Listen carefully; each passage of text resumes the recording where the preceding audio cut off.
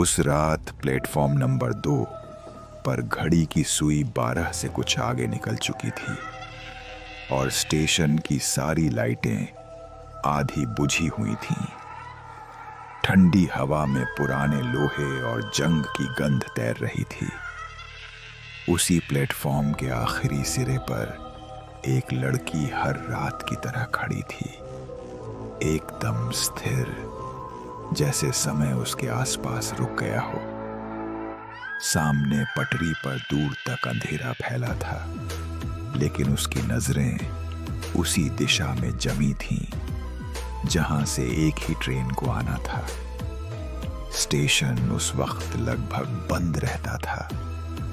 दिन में हलचल रहती, लेकिन रात होते ही यहां सन्नाटा उतर आता।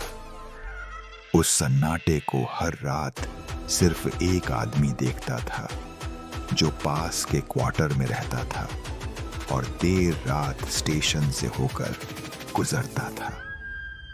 उसे अजीब लगता था कि इतनी सुनसान जगह पर वही लड़की रोज एक ही जगह एक ही वक्त खड़ी मिलती थी।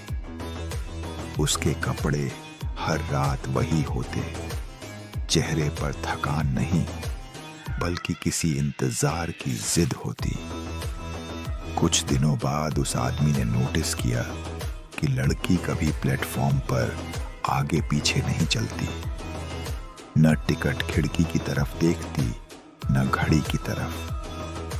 जब भी दूर से ट्रेन की सीटी जैसी कोई आवाज आती है, स्टेशन की बत्तियां हल्की सी फड़फड़ाती और हवा अचानक ठंडी हो जाती, लेकिन ट्रेन कभी नहीं आती।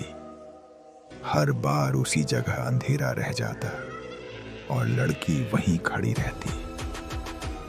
धीरे धीरे स्टेशन का माहौल और भारी लगने लगा।